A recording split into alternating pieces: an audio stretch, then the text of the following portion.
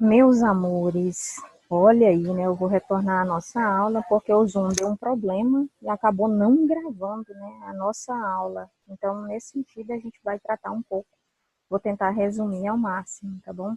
Gente, um pouco da história do islamismo. É necessário que a gente perceba que esse islamismo ele acaba se difundindo muito dentro dessa Península Arábica.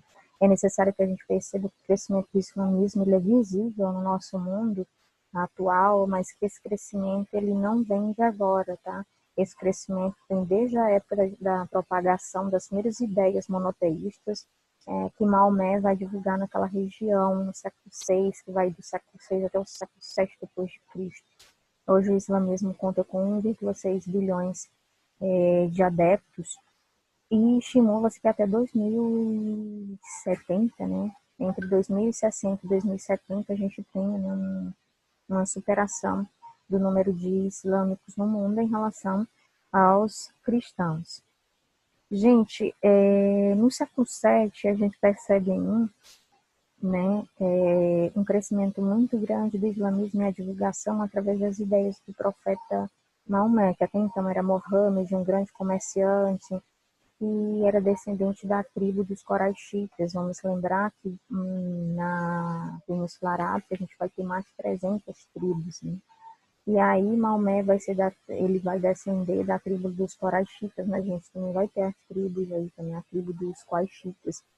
E vamos lembrar que era muito comum entre os árabes o processo, né, do comércio, né? Eles trabalhavam muito essa questão comercial. E esse comércio ele era muito propagado em torno dos povos beduínos e dos povos seminômades, tá?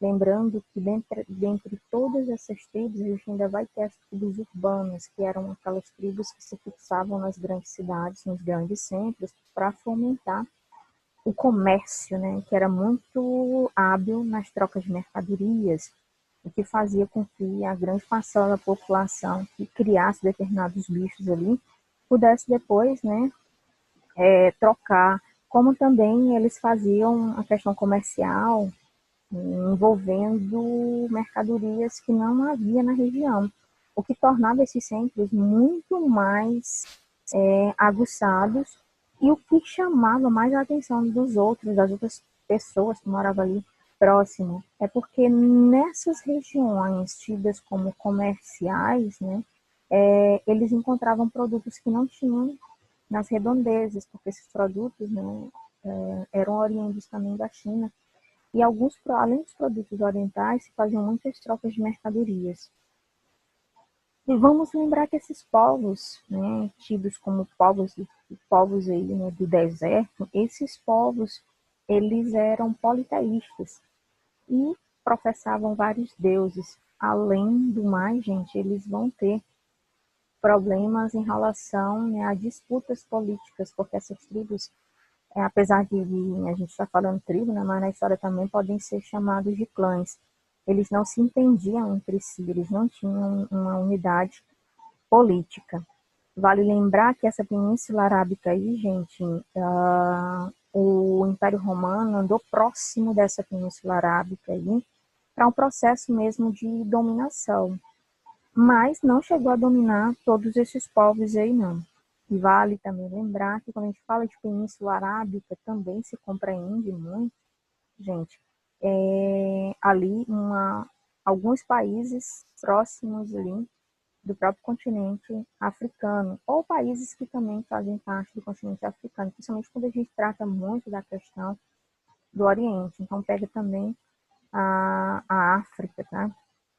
Esse mundo árabe, pessoal, antes da chegada do islamismo, era um mundo onde tem, né, a concentração de ideias que vinham dos países ali, de povos que eram bem próximos, porque essa região, né, da Península Arábica era cercada, por exemplo, de egípcios, de mesopotâmicos e também constituía, né, uma grande concentração, estava muito perto ali da Pérsia, que por sinal, gente, alguns povos, quando vão se converter ao islamismo, esses povos são de origem, né, persa. o que vai permitir com que essa Pérsia aí, né, tenha uma grande concentração até hoje no mundo, né, no século XXI, uma grande concentração cultural em torno desses islâmicos convertidos. Nós temos aí, pessoal, esses povos tidos como povos aí, árabes, que são povos do deserto, eles acabaram se adaptando nessa região, diferente da gente, que talvez sofreríamos um pouco por esse processo de adaptação. Por quê? Essa região é cercada de desertos, então, nessa região de desertos, geralmente de dia faz um calor terrível, né? À noite faz um frio fora do normal. Estimula-se que durante o dia faça, vamos supor aí, entre 45 e 50 graus. E à noite essa temperatura despenca. Então, até para nós que não somos adaptados, né? Até para nós a gente sofreria demais, porque aí tem a questão do choque térmico. Então, eles se adaptaram a viver nessa conjuntura aí. Tá?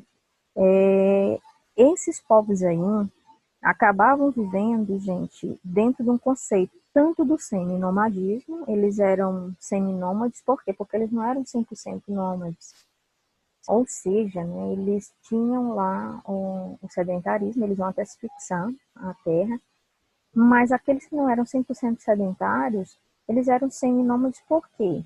Porque eram povos que, quando encontravam os chamados oásis, eles fixavam-se ali por um determinado tempo. Só que oásis no deserto, gente, vai chegar um momento que esses oásis aí não vão demorar muito, porque é no meio do deserto. Então eles se fixavam próximos dos oásis, mas depois eles saíam. E vale lembrar que quando eles iam nessas chamadas caravanas, né, eles continuavam nessas caravanas comerciais, eles sempre tinham aquele meio de transporte. Nessa época aí, o meio de transporte eram os camelos, os dromedários, tá bom? E nós vamos ter aí eles muitas vezes saindo dessa região, indo para outras regiões tidas como comerciais, mas sempre aí nesse entorno da África e da Ásia. É aí, gente, que vão surgir os centros urbanos dessas tribos tidas como comerciais. E essas tribos urbanas é que vai surgir aí a ideia, né, da cidade de Meca e do distrito de Medina. Que no caso aí, gente, vai ser a cidade de Coraiá e Taimá, que vão ser considerados grandes distritos. E posteriormente, né, com a chegada aí de Maomé, a gente vai ter, né, também um grande distrito se fortalecendo, que é Meca e Atribe, que é Medina. Tá bom? Então, nós temos, durante esse processo aí, esses povos aí, dessas grandes cidades tidas como comerciantes, adquirindo um patamar bem próximo daquelas cidades-estados, porque elas vão ter um governo próprio, vão ter leis próprias, normas próprias, e vão estabelecer, né, um modelo administrativo e político que vai ser próximo daquelas cidades-estados, tanto da Grécia quanto também, né, alguns modelos de cidades-estados no Império Romano. A maioria desses povos, gente, só saíam dos seus locais, né, porque eles iam em busca de água, porque como a região era desértica, ficava muito difícil a sedentarização 100%, porque faltava água. Então, eles iam muito em busca da água, porque se nessas regiões tivessem água, eles dificilmente seriam seminômades. É aí que a gente analisa, né? Esses povos aí eram chamados de povos beduínos, que também hoje na história podem ser chamados de povos do deserto. Nós vamos ter aí também, com o aumento da questão comercial, a gente vai ter o aumento da quantidade de cidades que vão se tornar rotas comerciais. E essas cidades, nós vamos ter aí as cidades chaves do entroncamento de passagem dos chamados comerciantes. E esse entroncamento de passagem vai também ser próspero na questão da ligação de diferentes regiões ali, como também vai ser um local onde vai ter uma transcrição muito grande cultural, uma difusão que se refere à língua. Então, nós vamos ter uma mistura cultural muito grande naquela região ali da Península arábica, até por conta da questão comercial. Então, por conta da questão comercial, nós vamos ter povos que vão se interligar por meios da língua e pelos traços culturais. Não necessariamente pela religião, porque são povos politeístas ainda, tá? Então, nós vamos ter, amores, algumas diferenças no modo de viver desses povos. Tá? Os povos beduínos vão viver completamente diferente dos povos que são sedentários, porque enquanto os beduínos são povos do deserto, que são seminômades, ou muitas vezes podem até se considerar também nômades, eles vão ter hábitos diferentes dos povos sedentários. Por quê? Porque enquanto eles vão viver, né, em caravanas, para praticar o comércio, os sedentários ali, gente, eles já estão fixos naquela terra, eles já têm a questão dos animais, a criação dos animais, e vivem muito o processo da agricultura de subsistência. Então, eles vão ter hábitos diferentes, né? Principalmente por a questão, né, de sobrevivência, porque no caso dos beduínos, eles têm a questão comercial, então eles saem de um lugar para outro para troca de mercadorias, e eles muitas vezes se fixavam em locais que eles encontravam aí chamados oásis, mas aqueles oásis vai chegar um momento que eles vão desaparecer, né? Porque a água no deserto, gente, é ouro. Então essa água aí não vai ficar por 20 dias, vamos supor, um oásis desse, dependendo do tamanho.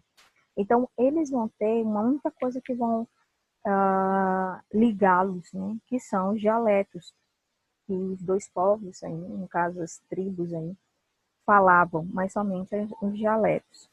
Porque geralmente os dialetos daquela Península Arábica eram unificados, então eles falavam os mesmos dialetos. E também as crenças religiosas que eles tinham eram tidas como semelhantes, na ideia principalmente da propagação de ídolos, né? A ideia de divindades no plural, politeísmo. Tá? Além disso, nós temos aí eles muito ligados a divindades naturais, eles são muito próximos da questão das forças da natureza. Para eles, a ideia da fé estava muito ligada à mãe natureza, vamos dizer assim, à mãe natureza, a questão do sol, então eles eram muito próximos disso, tá bom? E por conta disso, meus amores, a gente pode até dizer que as crenças deles eram também ligadas a objetos inanimados. Vamos avaliar também que Meca era um grande distrito comercial, era utilizado como fluxo de passagem, mas ao mesmo tempo era um centro de peregrinação religiosa. E até então, gente, essa Meca aqui não era essa Meca monoteísta de hoje, essa Meca aqui era uma Meca que havia sido criada para que todos os povos ali se encontrassem nessa Meca, que dentro tinha a Caaba, né, que era o centro de divindades, onde os povos de várias regiões aí da Península Arábica iam para Meca. Lá eles iriam fazer suas orações para os seus respectivos ídolos. Então essa Meca da história, ela está muito ligada ao conceito politeísta. Então todos os povos se encontravam nessa Meca e ao mesmo tempo ajudava a questão comercial, porque ela enchia, né? A cidade de Meca ficava cheia, o distrito também de Atrib ficava cheio de gente. Então ajudava os grandes comerciantes. Tá bom? E esses grandes comerciantes aí, é necessário que vocês entendam que a grande parte desses comerciantes aí, a ideia mesmo de comércio muito forte era oriunda desse conceito comercial da Pérsia. E lembrem que a Pérsia tem o seu maior esplendor aí de expansão territorial no período do rei Dario. Então, gente, Meca no século VI vai desenvolver essa questão comercial e, ao mesmo tempo, influenciada por conta da questão religiosa, ou seja, a religião vai ajudar a proliferação do comércio. Essa região aí da Pérsia vai se transformar, essa região aí da Pérsia vai, vamos dizer assim, acabar destruindo o comércio das outras cidades ali. Mas por quê? Porque a Pérsia era muito dada com a questão da seda, né? O comércio da seda, e por conta disso vendiam bastante os grandes tecidos, tá? E a partir daí, essa Pérsia ela passa a exportar, no caso aí, a vender esses tecidos, principalmente nessas regiões comerciais, essas rotas tidas como rotas urbanas. né? E esses produtos aqui que eles geralmente vendiam, esses comerciantes, eram oriundos da China. E quando não eram oriundos da China, também vinham de outras regiões aí, do Oriente Médio, tá?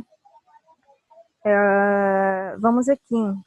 A partir desse momento que a gente tem a proliferação muito grande do comércio, né, nós vamos ter as chamadas rotas alternativas. Então, com as rotas alternativas, automaticamente vão nascer mais cidades comerciais aí. Então, se eu tenho uma criação de rotas alternativas, fica subentendido, né, na cabeça que também eles vão abrir estradas por conta dessas rotas alternativas para que os próprios camelos também pudessem passar e as mercadorias pudessem também passar. E tudo isso, gente, muito próximo ali de Meca. Gente, lembrem que depois dessa difusão comercial em Meca, que acabou também sendo influenciado por conta da questão religiosa, que os povos iam para lá, os povos que tinham culto a vários deuses iam para lá, se constrói também, né, um grande distrito dentro. E aí era um local que acolhia todo mundo. E esse local que acolhe todo mundo vai chegar um momento, gente, que ele não vai mais acolher tanta gente assim com o conceito politeísta. Vai chegar um momento que vai acolher muita gente, mas já com o conceito monoteísta. É aí que surge, né, a ideia do surgimento, do nascimento do islamismo. Maomé, gente, ele era da tribo Coraixita. Lembra que a gente tem tribos, muitas tribos, mais 300 nessa região da Península Arábica. Duas vão ser muito conhecidas na história, a tribo dos Quaixitas e a tribo dos Quaraixitas. Maomé pertencia à tribo dos Quaraixitas, era tido como um grande comerciante, tinha herdado as características da família, né, por essa questão comercial. E a partir daí, gente, ele vai, né, difundir as políticas comerciais, vai viajar pelaquela região, vendendo os seus artigos. Então, num determinado dia, esse Mohammed, que até então não era Maomé, ele vai deitar embaixo de uma figueira aí, e vai receber o anúncio do anjo Gabriel, que por sinal é o mesmo anjo que teria anunciado Maria. E o que o anjo Gabriel vai dizer para Maomé, né? Que ele precisa restabelecer a paz e a unidade daqueles povos. Vamos lembrar que esses povos dessa região, eles eram politeístas e só se aproximavam pelos dialetos, porque os dialetos eram próximos. Na questão religiosa, eles não tinham proximidade, não, porque às vezes até coincidiam alguns, né, cultuarem a questão dos elementos naturais, a questão da natureza também. Mas, no geral, era muito difícil a unidade, porque algumas tribos acabavam até sendo rivais umas das outras. Nós tínhamos aqui também muitos problemas de disputas. Então, Maomé recebe, né, essa missão e ele até questiona o anjo, porque ele vai dizer: como é que eu vou fazer isso? Que eu não sei nem ler nem escrever. E aí o anjo diz que vai estar iluminando ele, tudo, e que a partir dali é para ele começar, né, as missões. E ele realmente começa, ele vai ter um discípulo que vai acompanhar nas missões, e tudo que Maomé vai falando, esse discípulo vai anotando. A partir daí surge, né, o Alcorão, que é o livro sagrado dos islâmicos, e acontece o processo de difusão do islamismo pelaquela região. E esses povos que antes eram tidos como muçulmanos, politeístas alguns, vão começar a se converter ao monoteísmo. E é a partir daí, gente, que nós vamos ter uma difusão muito grande do islamismo. E é esse Maomé, o profeta, que vai ser responsável pela unidade desses povos, tá bom? Ele vai levar essa palavra aí de conforto a esses povos, e esses povos vão acabar se convertendo, ou a maior parte desses povos da Península Arábica vão se converter, né, ao islamismo. Deus, né, vai acabar recebendo o nome na língua árabe, né, de Alá. E nós vamos ter também, gente, esse Mohammed, que no caso Maomé vai passar a ser completamente submisso às promessas de Deus. E quando ele passa a ser submisso às promessas de Deus, ele deixa toda a vida dele, né, de comerciante de lado, e passa a se dedicar a essa vida 100% religiosa. Vale lembrar que a palavra Islã, no caso aí, A, a, a abreviatura, né, significa submisso a Deus, ou rendição a Deus, ou a Alá, no caso na língua árabe. E aí, dentro dessa Meca, gente, lembre que a gente vai ter a Caaba, que era o centro das divindades, e já quando surgem, né, as grandes profecias de Maomé, essa Caaba ela vai ter um novo significado. Para os islâmicos, teria sido um meteorito que teria caído na Terra, não era preto, tá? Mas devido ao homem sempre ir lá, porque sempre no período do Ramadã, é um dos pilares da fé islâmica, né? Que o homem, se tiver condição, pelo menos de ir uma única vez na vida à Meca, que vá, no período do Ramadã. Que, por sinal, né, agora, só que não está tendo, pela primeira vez na história do islamismo, não houve um Ramadã na questão do povo ir para lá, dos islâmicos ir para lá por conta da pandemia. Esse período aqui, gente, era lotado naquela região de Meca. E aí nós vamos ter um novo significado, essa pedra negra aí, que antes era muito ligada à questão das divindades. A história, né, a história islâmica diz que o meteorito caiu, que ele não era preto, mas que a partir do momento que os povos foram lá, começaram a tocar, os pecados foram repassados para a pedra e acabou ficando escura, né, de tantos pecados que a humanidade tinha. E aí, essa Kaaba, que tinha um significado de unir, né, os povos politeístas, passa a ter um símbolo do monoteísmo. E tudo isso, gente, acontece no século VII. Só que com esse conceito monoteísta, nós vamos ter aí uma perseguição dos comerciantes a Maomé, das autoridades, né? Ele vai ser perseguido. Por quê?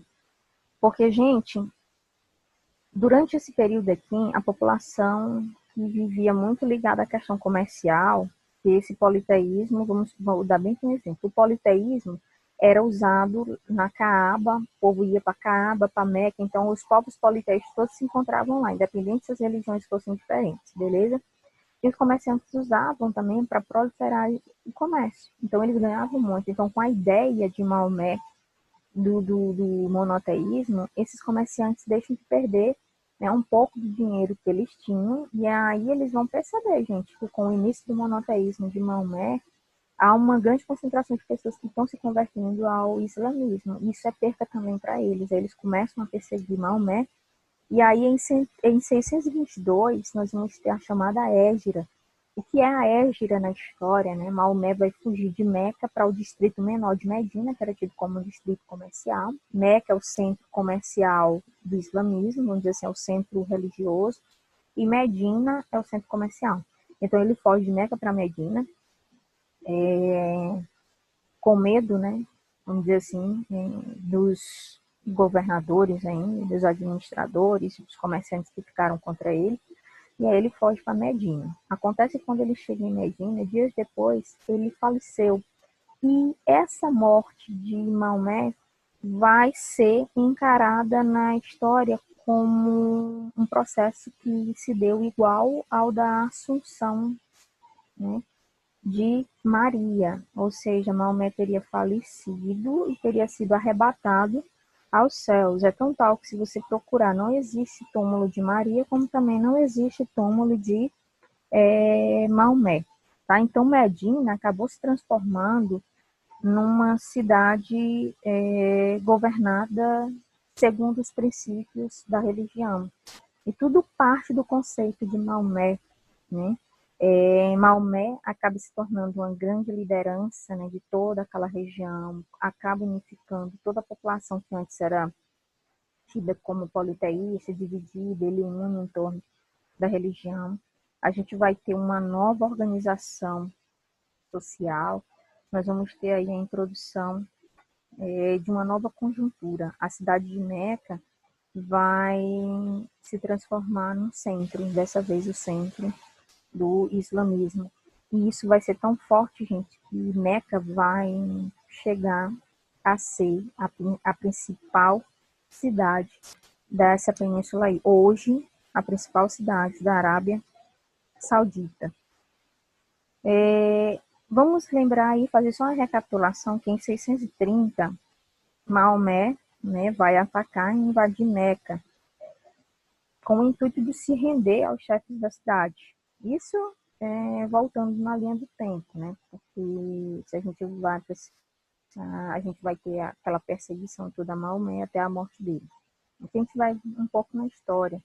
Ele vai invadir, e a partir do momento em que ele invade Meca, ele vai se render às autoridades daquela região. E ao se render, né, aquelas pessoas, ele vai simplesmente ordenar para aquele povo ali que simplesmente faça o que Deus está querendo, o que Allah está querendo. Né? E o que é que Allah queria ali? Que tirasse todos os símbolos das chamadas divindades, que eram politeístas, que ainda se encontravam esses símbolos dentro de Meca, e principalmente próximos da grande Caaba.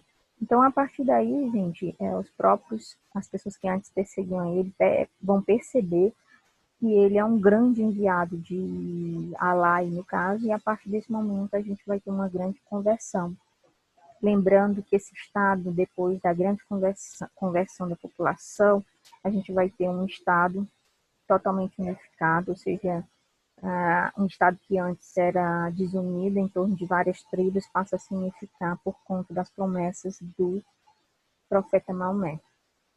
Aqui, né, a gente já falou sobre o clima aquecer com a população, né, hoje dos islâmicos chega a 1,6 bilhões de seguidores. Estimula-se, né, que daqui a alguns anos será a maior religião do mundo. Vai surgir no século VII, depois da visão e anunciação do anjo Gabriel. Nós temos aí os habitantes dessa Península Arábica, que vai ser a grande formação do povo árabe, que vai dar origem, por exemplo, à religião islâmica. Eles são de origem semita, ou seja, eles não tinham uma religião definida. Além disso, tinha a questão das tribos, viviam em clãs e não necessariamente esses clãs eram unidos, ou seja, haviam ainda disputas. Mais de 300 tribos, como eu já falei, viviam nessa região da Península Arábica, divididas entre os beduínos, que eram os povos do deserto, que viviam comercializando com os cães. Eles comercializavam, mas usavam muito a questão dos camelos e dos dromedários. Levavam as mercadorias e trocavam nos centros urbanos. E aí nós vamos ter o surgimento também dos beduínos, a gente já falou aí, e as tribos urbanas, que é o surgimento daquela massa de comerciantes que vão se fixar à terra e vão fazer daquelas respectivas cidades onde eles moram grandes centros comerciais. Essa Península Arábica aí, gente, ela vai ser cercada pelo Egito, pela Mesopotâmia e pela Pérsia, a gente já falou. Vamos lembrar e recordar que o Império Romano ele vai chegar próximo da Península Arábica, mas ele não vai conseguir dominar essa Península Arábica toda, porque se tivesse dominado, as culturas poderiam até ter se aproximado. E nesse caso aqui, a Península Arábica continuou com seus mesmos hábitos culturais. Até mesmo os dialetos continuaram iguais. Né? E aqui, pelo Império Romano não ter chegado, a cultura desses povos aqui, apesar de terem deuses diferentes, o dialeto deles era único, tá bom? Nós vamos ter aqui, gente, o Império Romano chegando próximo, mas não chegou, né, a dominar. E principalmente as regiões que hoje são o Oriente Médio. Recapitulando na história, no mapa, né, o Oriente Médio aí é o que hoje compreende Israel, né, nós vamos ter ali próximo o Egito, nós vamos ter a região da Palestina, nós vamos ter a faixa de Gaza, Cisjordânia, Jordânia, nós vamos ter uma série de países naquela região, tá bom? Essa Península Arábica não foi conquistada, como eu já falei, pelo Império Romano. Talvez por conta disso, gente, esses povos tenham continuado com os mesmos traços semitas, ou seja, eles não tinham uma religião propriamente dita. Eles eram povos de deserto, então para eles a questão, principalmente de cultuar os seres inanimados, os elementos naturais, eram muito mais próximos deles do que a própria cultura romana. Essa região, lembro, é necessário que as pessoas tentem se adaptar, e os povos beduínos se adaptavam facilmente, porque é região árida, seca. E aí a gente tem também, nessa mesma região, né, o início do sedentarismo. Esses povos que se transformam nos grandes comerciantes vão se sedentarizar nas cidades, principalmente de Curaia e Taimá. Os animais aí que eram típicos dessa região, gente, os camelos, os carneiros ou cabras, e lembrem que esses camelos aí a gente ainda tem os dromedários. Por que eles eram muito utilizados? Porque são animais tidos como fortes, que conseguem se adaptar em climas muito secos. Aí nós vamos ter os camelos, aí para os biólogos, eles passam muito tempo, até 6 meses, sem beber água, sem precisar beber água, porque eles acumulam água naquela couraça. E os dromedários, me parecem que eles passam até mais tempo sem beber. Então, eram animais tidos como resistentes para essa região, tá bom? Lembra que onde a gente tem o início das chamadas tribos urbanas, né, o surgimento das tribos urbanas, tem o surgimento das grandes cidades comerciais. E tudo isso ocorre por conta do sedentarismo dessas primeiras comunidades. Meca se torna um grande centro comercial, mas estimulado através do politeísmo religioso. E aí nós temos a grande China aí sendo uma das grandes aí exportadoras dessas mercadorias que eram vendidas nessa região. As tribos aí dos beduínos, como eu já falei, eram seminômades que vagavam pelo deserto em busca de água para os seus animais e para si próprio. Quando aquele oásis ali evaporava a água, eles simplesmente saíam e iam em busca de outro oásis. Então, eles também, para complicar a situação, eles eram os povos arredios, aqueles que não se davam bem com ninguém, viviam em constantes guerras. Por quê? Porque eles viviam um conceito de saques, né? Eles saqueavam cidades e a partir daí, gente, tinha aquele conceito de que eles saqueavam para sobreviver. Só que a gente também não vai também avaliar isso 100% como positivo, porque esse mesmo conceito a gente tem na região Nordeste, né? Com o chamado Lampião, que vocês já estudaram. Nós temos aí as tribos urbanas que vão se fixar próximo do Mar Vermelho, no sul da Península Arábica, no qual o clima era um pouco mais favorável. Então, gente, se o clima era mais favorável, claro que eles iam se fixar. Eles não iam conseguir se fixar na região de deserto. Por quê? Porque é mais difícil para sobreviver. Dedicavam-se ao comércio e tinham as caravanas de camelos. Essas caravanas de camelos aí transportavam produtos do Oriente para as outras regiões do mar Mediterrâneo. Lembrando que esse mar Mediterrâneo é aquele mar traiçoeiro que simplesmente os sírios, nesse processo da maior migração da história que a gente já teve aí, de 2010 para cá, né, esses sírios saíram da Síria tentando passar esse mar Mediterrâneo para poder chegar do outro lado na Europa, ou seja, na Grécia e na Itália, que estão do outro lado do mar Mediterrâneo. E esse mar Mediterrâneo aparentemente é um mar calmo, mas que ninguém pode confiar. Então, foi o período em que mais morreu sírios nessa travessia. Eles fugiam da guerra civil, né, que estava acontecendo dentro do país, contra a ditadura do governo de Bashar al-Assad. E aí se arriscavam em botes, só que esses botes eram infláveis. Quando de repente vinha uma onda, esses botes corriam o risco de virar, muitos viravam, muitas pessoas morriam. E aí foi aquele, né, alvoroço todo, que infelizmente só faz mal para a população e mostra o quanto nós ainda somos desumanos. A história divide o estudo da cultura árabe em duas etapas: a Arábia, desculpa, antes de se converter ao islamismo, e a Arábia durante e depois da conversão. O período pré-islâmico foi o período em que na Península Arábica habitavam os árabes, no caso aí, né, os povos beduínos, que eram povos desertos, que não se fixavam, eram seminômades, e os povos urbanos aí, os árabes urbanos, que vão ser aqueles que vão se fixar nas grandes cidades e elaborar nessas grandes cidades os grandes centros, tornar nessas grandes cidades, né, grandes centros comerciais, de rotas de mercadorias, troca de mercadorias, tá bom? Nessa região dos árabes urbanos é que vão surgir a grande cidade de Meca e a Tribe, que vão se tornar grandes centros comerciais, porque a princípio era estimulada a questão religiosa, mas essa questão religiosa influenciava as pessoas de várias religiões, porque eles eram politeístas, aí a Meca, mas ali também se influenciava a questão do comércio, né? Porque a cidade tinha como, gente, eles venderem ali, quanto mais pessoas naquela região, para eles eram melhor para os comerciantes que eles vendiam. Só que aí a gente vai ter o surgimento de Maomé. Então, no século VII, os árabes não eram unidos politicamente, não tinham muitos pontos em comum. Eles vão ter, por exemplo, os povos beduínos, por exemplo, eles ainda têm alguns dialetos parecidos, né? Os dialetos eram próximos. O idioma árabe e as crenças religiosas eram uma das coisas que um pouco aproximavam, né, os povos dessa região, porque a grande parte não se entendiam por conta das divindades, eles eram politeístas, e aí na questão das divindades, imagina alguém tentar se entender, sendo que tinham mais de 360 divindades.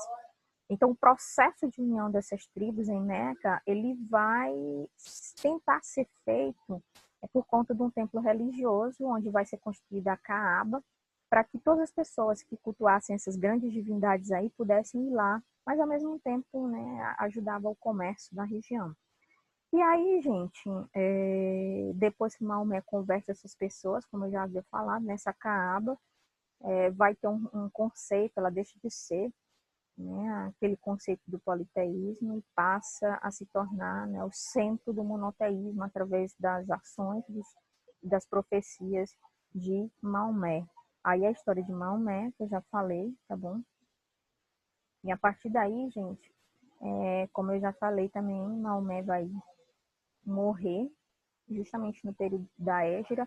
E aí nós temos algo que vocês precisam entender. Com a Hégira, que é a fuga de Maomé, de Meca para Medina, fugindo justamente da perseguição desses grandes comerciantes, é que a gente vai ter o início do calendário muçulmano. Vale lembrar que nesse período da grande expansão do islamismo, nós vamos ter aí também, gente, essa Caaba tendo a interpretação, né? Ela vai ser a pedra negra, porque na visão de Maomé, essa pedra dos islâmicos, né? Essa pedra havia ficado preta por conta dos pecados da humanidade, tá bom? É nesse mesmo período aqui que a gente também inicia os processos da chamada cruzada, né? A gente vai ter cruzadas, as cruzadas do lado dos cristãos, católicos, e aí nós vamos ter, né, a convocação da jihad, que é a guerra santa, pelos islâmicos. Então nós vamos ter disputas por posse, né, de Jerusalém. Os árabes tinham conquistado Jerusalém, e aí nós vamos ter as cruzadas sendo feitas para tentar retomar Jerusalém, que estava sob domínio dos turcos otomanos. Turquia, tá, país islâmico até hoje. E nesse caso aqui a gente tem muitas batalhas envolvendo o período cruzadista e o período jihadista, onde, né, a gente vai ter batalhas vencidas pelos cristãos, mas vamos ter uma parte dessas batalhas vencidas pelos islâmicos. Maomé, quando consegue unificar todo mundo pela religião monoteísta, ele acaba proibindo, né, o politeísmo, vai se espalhar o islamismo por toda a região, vai unir, né, as chamadas tribos islâmicas. Aqui nós temos, né, uma imagem que no caso aí é um ícone que trata da imagem aí do profeta Maomé. Gente, aqui a gente trata um pouco da questão que vocês precisam entender, tá? No caso aí da literatura, nós temos aí o clássico Mil e Uma Noites, e todo mundo lembra que esse clássico Mil e Uma Noites, ele trata, né, do rei Sasaríades e Sherazade. E esse clássico é um clássico islâmico, nascido dentro do berço islâmico, e o islamismo, gente, até hoje é considerado, as regiões ali de predominância do islamismo têm uma cultura muito forte. É tão tal que na literatura a gente também tem o clássico Aladim, né, aquele da lâmpada mágica, que acho que até hoje vocês encontram no YouTube. Tem a questão da lâmpadazinha, que aí ele aparece, a pessoa esfrega ali, passa a mão na lâmpada, aí tem a questão dos 3 pedidos, o clássico Mil e Uma Noites de Sherazade e o rei Sasaríades.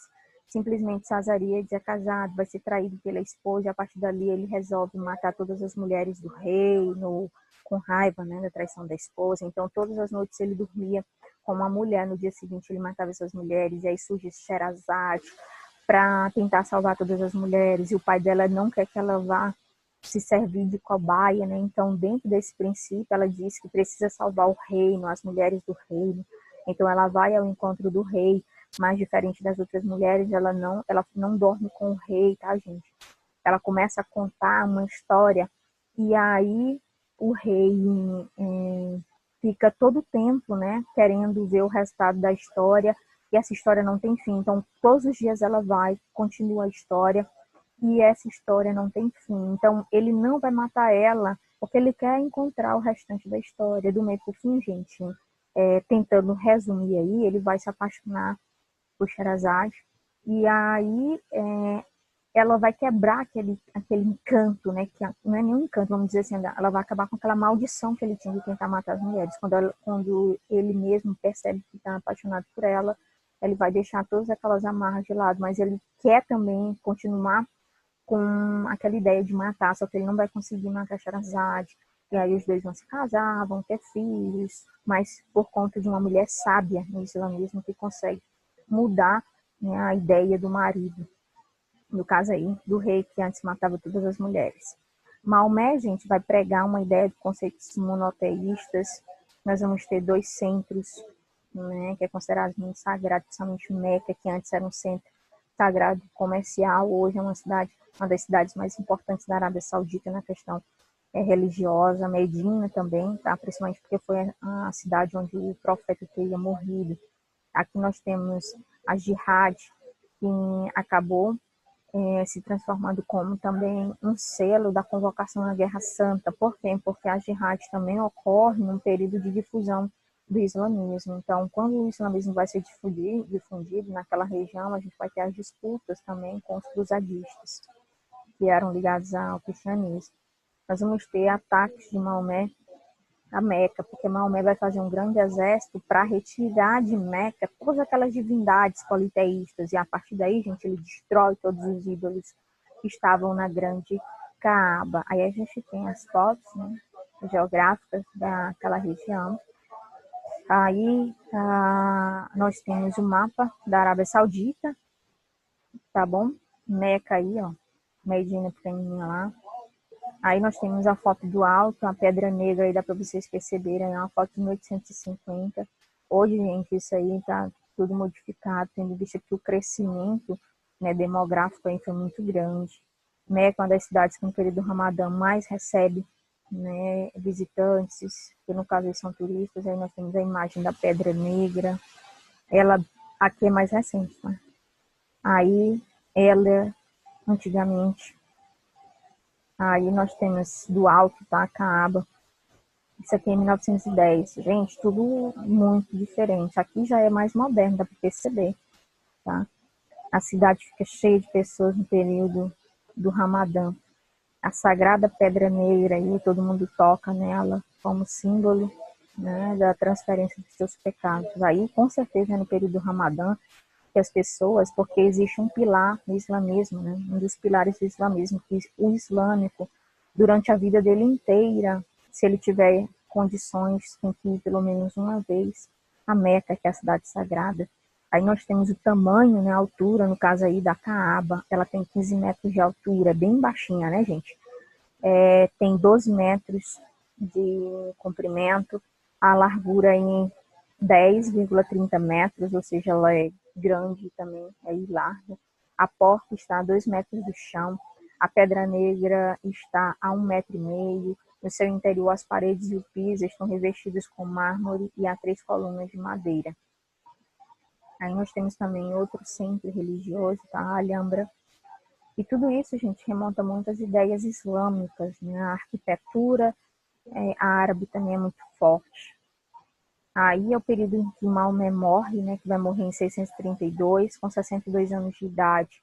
Nós vamos ter o início também do processo de expansão, que aí nós já vamos ter os discípulos de Maomé propagando, né, o islamismo por toda a região do Oriente Médio, norte da África, a Península Ibérica. É aqui, gente, que a gente vai ter os maiores confrontos envolvendo aí as cruzadas. Por quê? Porque não era só a retomada de Jerusalém, nós vamos ter também a cruzada em direção aí justamente à Península Ibérica. Por quê? Porque a Península Ibérica era tida como locais aí, né, que tinha uma grande aglomeração de cristãos. E aí eles vão para o processo de conversão. E aí os cruzadistas não vão deixar. Tá, gente? Aí a gente tem um confronto religioso, que nunca deveria ter sido na história, né? Aí nós vamos ter aí, gente, eles com o grande exército vão submeter vários povos, né, ao islamismo. Aí nós temos, né, nesse caso aí, em Medina, uma transcrição do que teria sido o local onde Maomé havia, né, no caso aí, falecido, só o local. Gente, durante o século VII, o próprio Maomé vai liderar o grande processo de expansão. Só que Maomé não vai viver para sempre, então o restante do processo de expansão vai se dar pelos chamados discípulos de Maomé. Com a sua morte, o genro dele, chamado Ali, assume a liderança do movimento de expansão do Islã. Aí nós vamos ter uma conquista de Maghreb, que é considerada uma das grandes cidades daquela região da Arábia Saudita. Os muçulmanos vão atravessar o Estreito de Gibraltar e invadir a Europa em 711. Olha aqui o que eu tinha falado, gente. Começa as invasões. Aí, quando começa as invasões da Europa, lembra que a Europa, no período do Império Romano, vai se converter também ao cristianismo. Em 732, tentam avançar para o interior da Europa, mas são detidos por Carlos Martel em Poitiers. Gente, a Batalha de Poitiers, lembra que Carlos Martel é aquele que vai ser o pai do grande, né, Carlos Magno. Aí nós vamos ter o processo de expansão de 661 a 750 e vai aí até o ano, olha aí de onde, quando começa, se vocês forem perceber, começa realmente bem embaixo, de 622 a 632, nós temos esse pedaço aí mais escuro, nós temos aí a expansão, né, aqui na tela dessa região de 632 a 661, e a parte mais clarinha aí, meio laranja claro, 661 a 750. Gente, aí Carlos Martel, ele vai limitar a invasão islâmica na Batalha de Poitiers, de 732, e a partir daí a gente inicia os processos envolvendo a cultura religiosa em torno da Pedra Negra, que a gente já até tinha falado. Né? O significado para os islâmicos da Pedra Negra, a história que os islâmicos têm dentro da tradição, é a que eu já havia contado, que a pedra tinha ficado negra por conta dos pecados das pessoas que iam lá e tocavam nela. É uma religião que tem várias semelhanças com o judaísmo e o cristianismo, justamente porque nas rotas comerciais, o grande profeta Maomé ele teve contato com esses povos de outras regiões. Tá bom? Quais são as principais obrigações do grande islâmico, né? Que são como se fossem os mandamentos. Né? Primeiro, crer que só Alá é Deus e Maomé é o seu profeta. 2. Orar 5 vezes ao dia voltado para Meca. 3. Dar esmola conforme as posses. 4. Jejuar no mês do Ramadã. E o mês do Ramadã, pelo calendário islâmico, ele alterna, tá, gente? 5. Fazer a jihad, esforço de difusão da religião islâmica, ou seja, difundir a religião islâmica. A gente tem um pouco da história do Alcorão e a gente fica por aqui, tá bom? Na próxima aula a gente continua. Até lá!